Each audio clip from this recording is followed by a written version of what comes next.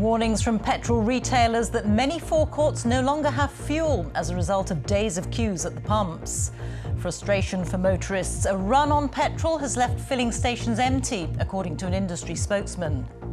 There is a large number, more than half, which have already run dry, and those others are running dry quite quickly. The government is issuing temporary visas for foreign lorry drivers, suspending competition law and looking at deploying the army to help deliver fuel supplies. Also tonight, the centre-left SPD in Germany celebrates as early projections suggest it's marginally ahead in a tight election. Do you stand by your remarks? Are the Tories scum? I think that Boris Johnson is a racist misogynist. Labour's deputy leader Angela Rayner causes controversy with her language, while Sir Keir Starmer persuades the annual conference to back his overhaul of party rules. And the US clinch victory in the Ryder Cup after a dominant display against Europe.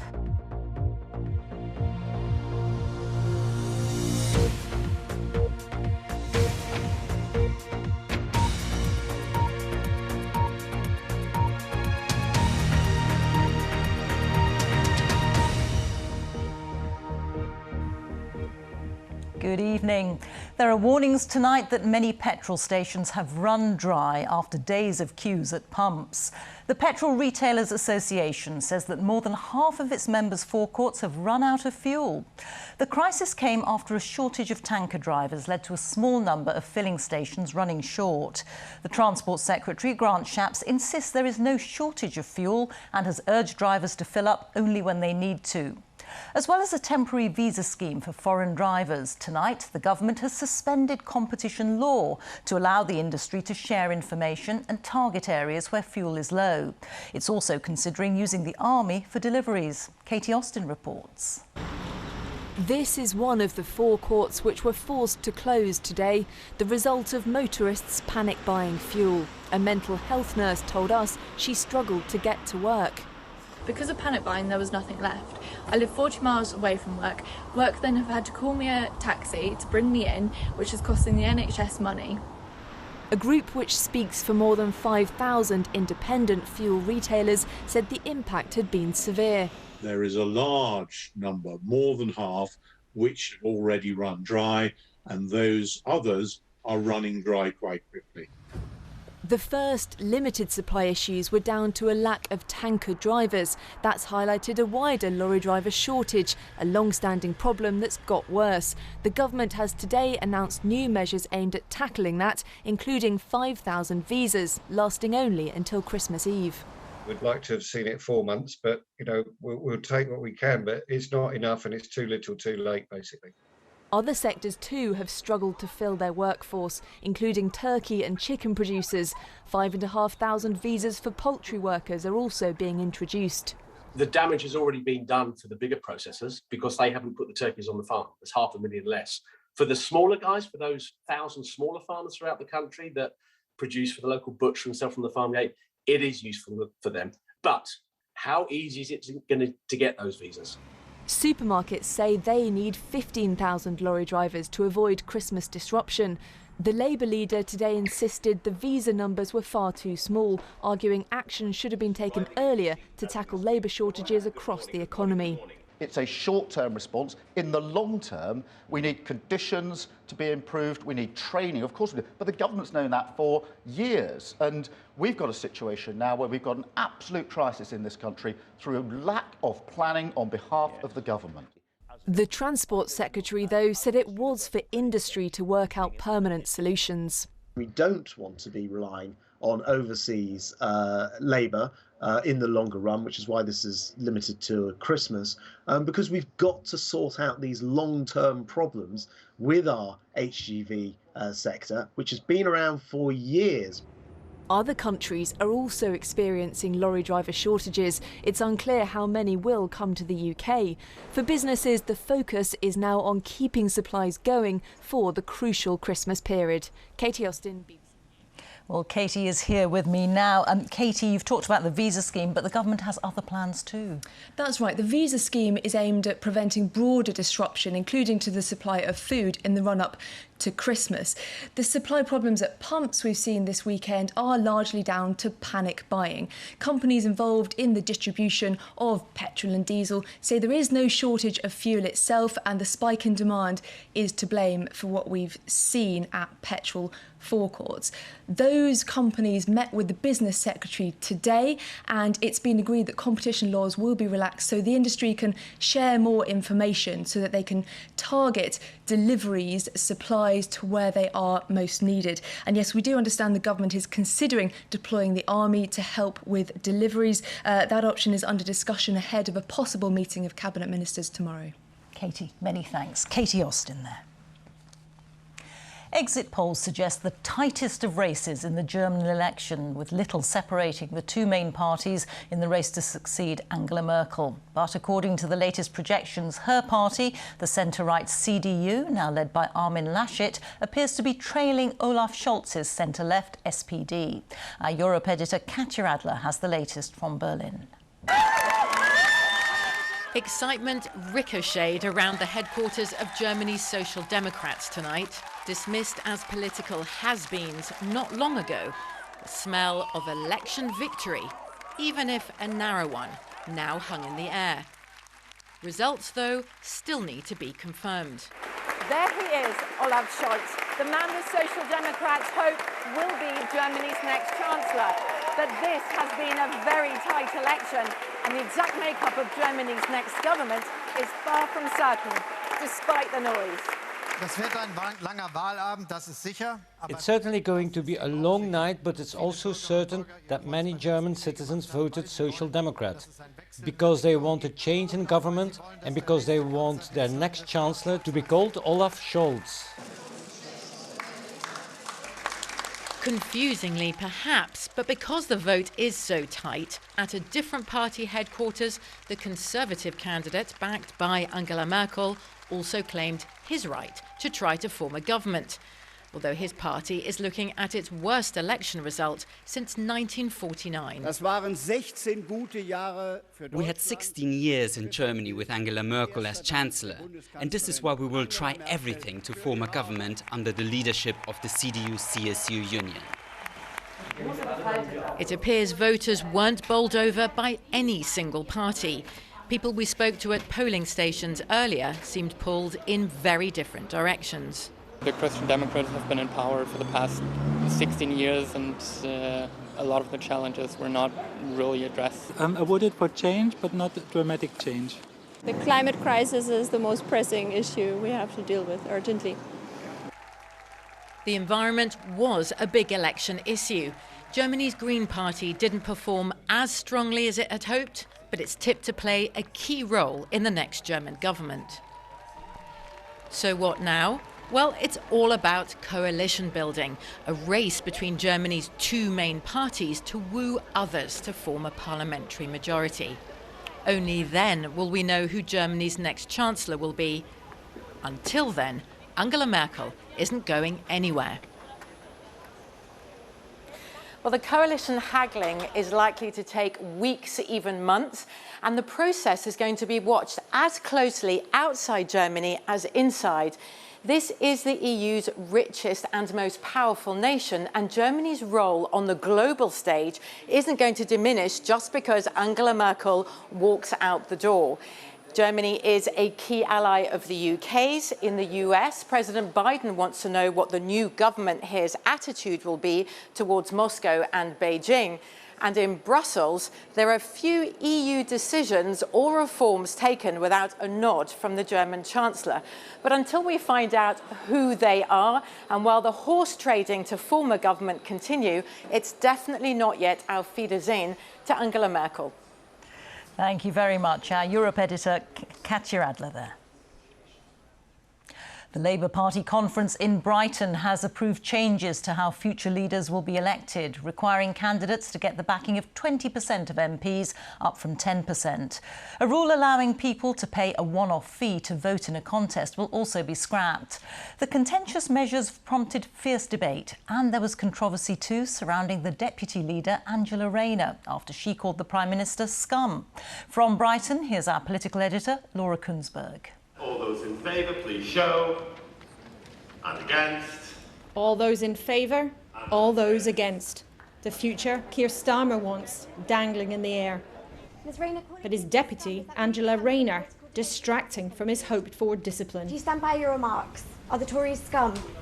I think that Boris Johnson is a racist, misogynist and homophobic guy, and he needs to apologise for his comments he's made in the past. Not in the mood to say sorry for calling the Tories scum? That's a late-night Labour get-together. I'll apologise when Boris apologises for saying the comments he's made. I'll retract that he's scum. As in classic conference style, the less guarded moments caused the stir. The Tories rejected and condemned the remarks. Her Labour colleagues wouldn't repeat them. Yet what really matters for the long term was what happened in the hall. Any more card votes? Keir Starmer's team wanted to overhaul the party's rules, to make it harder for members to get rid of MPs and give more power to MPs to choose the leader and to crack down on anti-Semitism. Sure, I think that's it now, so... And that was it. These mundane-looking pieces of A4 paper tell the story of a significant political moment. Keir Starmer won. People have said to me in the last few days, is it worth it, Keir? It is always worth changing your party to face the electorate, face the country, to put ourselves in a position where we can win a general election. Keir Starmer dropped some of the changes he wanted to make to move on from the Corbyn era after they came as a nasty surprise to the left.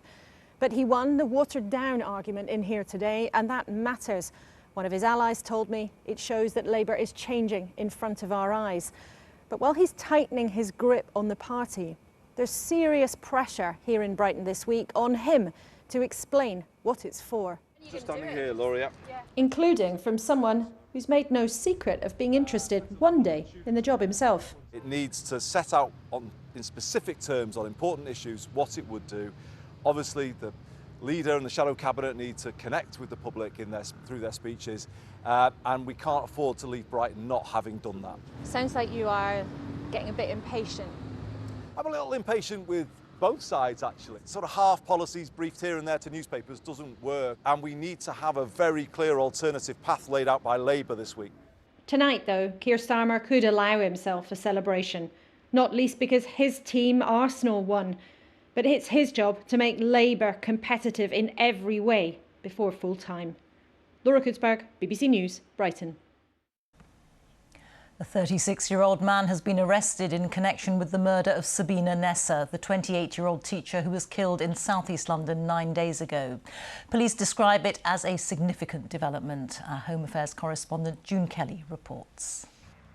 More than a week after Sabina Nessa's body was found near a spot in Cater Park in Kidbrooke in southeast London, police announced they had made a significant arrest.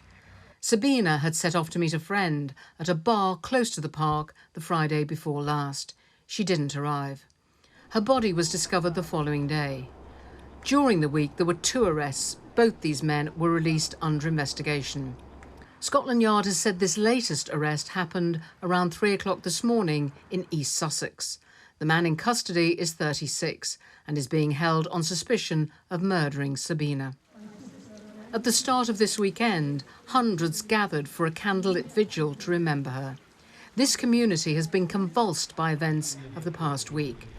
And at the school where she taught, her colleagues, the children and their parents will begin another week mourning Sabina Nessa. June Kelly, BBC News. The government's latest coronavirus figures for the UK show that there were over 32,000 new infections recorded in the latest 24-hour period. That means in the past week there was an average of over 34,000 new cases per day. Another 58 deaths have been recorded. That's of people who died within 28 days of a positive COVID test, taking the average number per day in the last week to 138. On vaccinations, over 89% of people aged 16 or over have had their first jab, while more than 82% are now double vaccinated. It's more than a month since the Taliban seized control of Afghanistan, and the UN has warned of an exodus of refugees in the coming months, urging the world to help in what it calls Afghanistan's darkest hour of need. The UK is due to take 5,000 Afghans this year. Many other European countries haven't set a target. But Albania, one of Europe's poorest nations, has agreed to house temporarily up to 4,000 Afghans. The country has a history of welcoming refugees, taking in more than 500,000 Kosovans during the 1990s. And now its leader has criticised Europe's approach, as our international correspondent Ola Girin reports. I've never seen the ocean. Albania is a very beautiful country. We are in a very beautiful place. But Afghanistan, I love more than myself. Bahishta Argand has found a safe harbour, but far from her homeland. The TV anchor had good reason to flee. She was in the spotlight after this interview. A stony-faced Taliban official being questioned by a woman 2 days after the fall of Kabul. My hands were shaking. I'm really scared because this is my first time I saw a person of Taliban. I hope one day the Taliban know. They lost the generation, like they are like a diamond and they shine. They want to work for Afghanistan. They want Afghanistan become more powerful. My message to Taliban, you took Afghanistan, but you lost a powerful generation. Another loss for Afghanistan, another family displaced. Back in Kabul, Abdul Hakim Maksudi was a painter. Blast walls were his canvas. He and fellow artists transforming the landscape of war and stirring social change. He told us when the Taliban came, they erased all of their murals and plunged Afghanistan into darkness. He says it broke his heart. For the evacuees, a surreal shift from the chaos of Kabul to a manicured resort. They are guests in a foreign country and a foreign culture. There's a glimmer of where most hope to go. US humanitarian groups are covering their costs. They arranged to get the Afghans to Albania, a staunch US ally. This Albanian holidaymaker from neighbouring Kosovo sees a reflection of himself.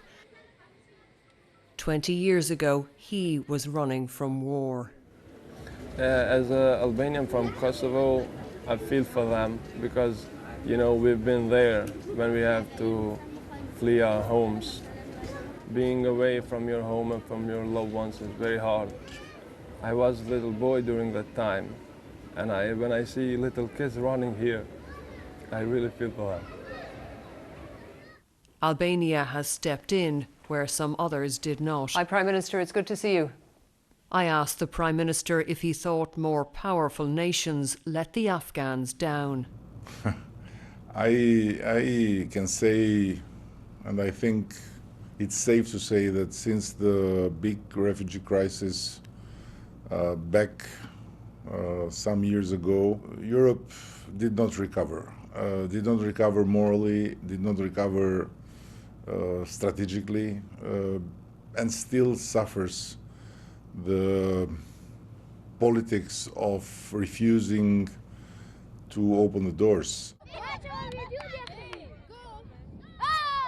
An open door means she can continue her education, something the Taliban would deny her. For now, many lives here are in suspended animation, and many worry for loved ones back home with no way out and nowhere to go. Orla Girin, BBC News, Shenzhen, Albania.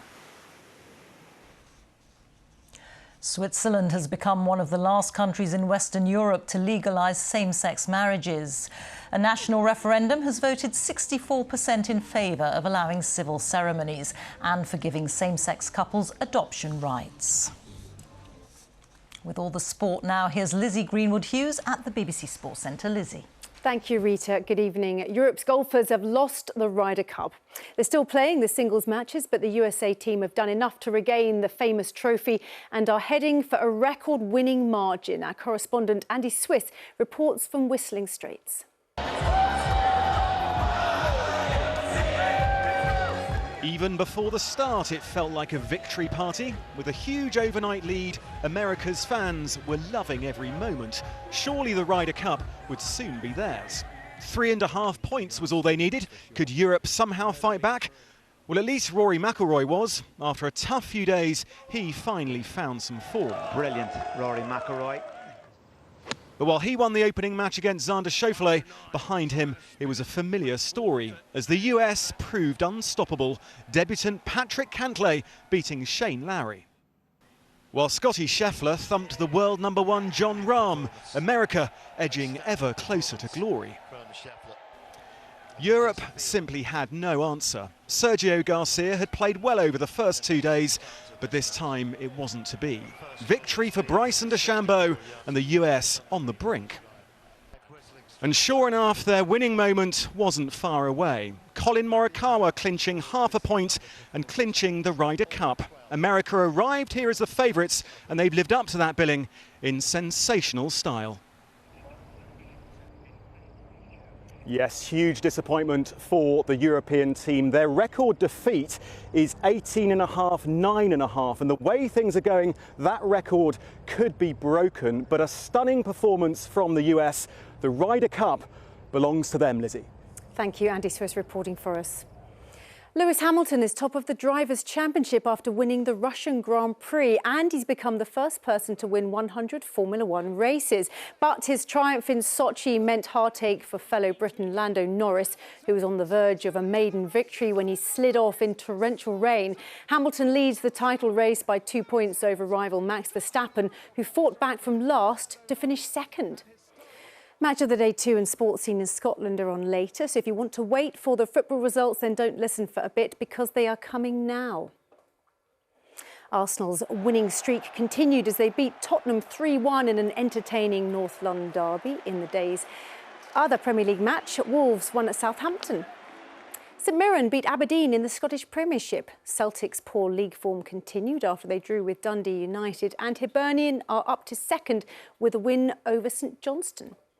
And Arsenal are the new leaders of the Women's Super League. They thrashed Manchester City 5-0. Elsewhere, champions Chelsea also thumped Manchester United 6-1.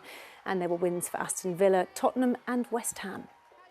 Britain's all-female event team had a clean sweep at the European Championships in Switzerland, winning both the team gold and all 3 individual medals. Nicola Wilson rode a perfect clear round in the final show jumping phase to take her first international title.